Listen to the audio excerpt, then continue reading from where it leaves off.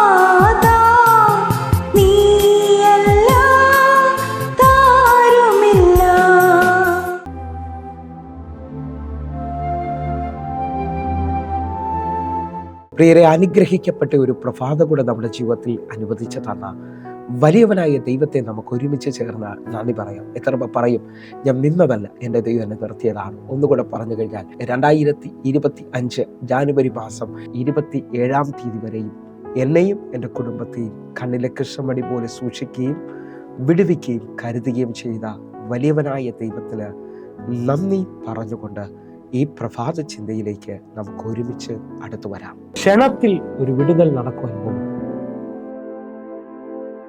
പ്രിയരെ, പ്രാരംഭവാക്യത്തിലേക്ക് 1 രാജാക്കന്മാരുടെ പുസ്തകം 18 അധ്യായം അതിന്റെ 45 വാക്യം. ക്ഷണത്തിൽ ആകാശവും മേഘവും കാറ്റുകൊണ്ട് കറുത്തു, വൻമഴ പെയ്തു, ആഹാബ് രഥം കയറി ഇസ്രയേലിലേക്ക് പോയി. പ്രിയരെ, ഈ പ്രഭാതത്തിൽ ദൈവം നമ്മെ കേൾപ്പിച്ച അനുഗ്രഹിക്കപ്പെട്ട വചനത്തിനായി നമുക്ക് ഒരുമിച്ച് ചേർന്ന് ദൈവത്തിന് നന്ദി പറയാം.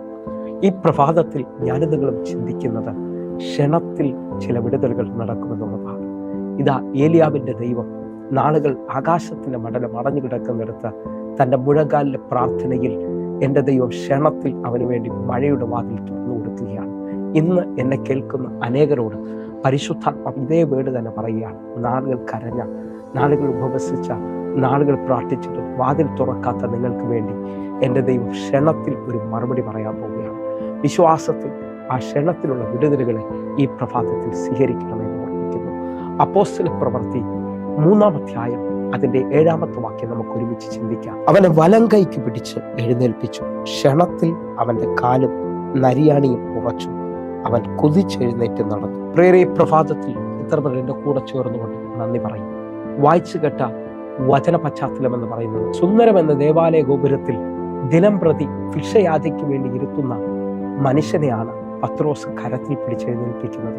ഈ മനുഷ്യൻ 40 വർഷമായി ഇതാ ജന്മന മുടന്തനായ മനുഷ്യനാണ്.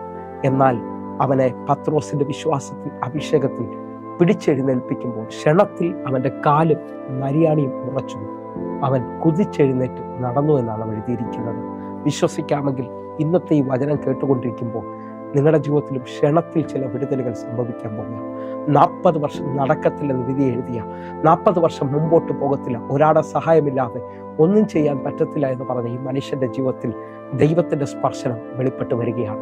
നിങ്ങൾ വിശ്വസിക്കുന്നവരാണെങ്കിൽ ഈ പ്രഭാതത്തിൽ ഇതേപോലെ നിങ്ങളൊരു സൗഖ്യം ആഗ്രഹിക്കുന്നവരാണെങ്കിൽ നിങ്ങളുടെ ജീവിതത്തിൽ വർഷങ്ങൾ നടക്കാത്തത് ക്ഷണത്തിൽ സംഭവിക്കാൻ പോവുകയാണ്. ഈ വാക്കിനെ അതേപോലെ, ഈ പ്രൊഫറ്റിക്കൽ വേർഡിനെ അതേപോലെ സ്വീകരിക്കണം. ക്ഷണത്തിൽ ചില വിടുതലുകൾ സംഭവിക്കാൻ പോകുന്നു. ഒരു വാക്യം കൂടെ നമുക്ക് ഒരുമിച്ച് ചിന്തിക്കാം. മാർക്കോസിന്റെ സുവിശേഷം 5 അധ്യായം അതിന്റെ 29 വാക്യം കൂടെ. ക്ഷണത്തിൽ അവളുടെ രക്തസ്രാവം നിന്നു, ബാധ മാറി, താൻ സ്വസ്ഥയായി എന്ന് അവൾ ശരീരത്തിൽ അറിഞ്ഞു. 12 വർഷമായി രക്തസ്രാവമുള്ളവൾ കർത്താവിന്റെ വസ്ത്രത്തിന്റെ തൊങ്ങൽ സ്പർശിക്കുമ്പോൾ ക്ഷണത്തിൽ അവളുടെ രക്തസ്രാവം നിൽക്കുകയും ക്ഷണത്തിൽ അവൾ സൗഖ്യമായി നമ്മുടെ ശരീരത്തിൽ അവൾ തിരിച്ചറിയുകയും ചെയ്യുകയാണ്.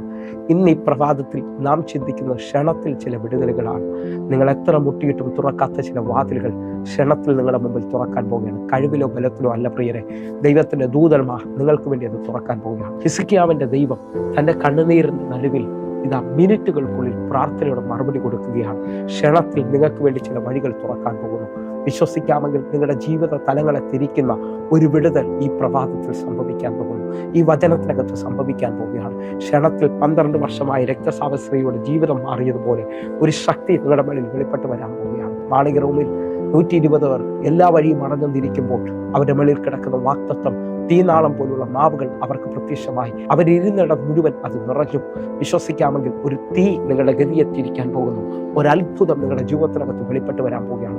വിശ്വസിക്കുന്നവരുണ്ടെങ്കിൽ ഇന്നത്തെ ദിവസം ചില വിടുതലുകൾ കാണുവാൻ തയ്യാറാകട്ടെ. അങ്ങനെ വിശ്വസിക്കുന്നവർക്ക് വേണ്ടി ഈ പ്രഭാതത്തിൽ നമുക്ക് ഒരുമിച്ച് പ്രാർത്ഥിക്കാം.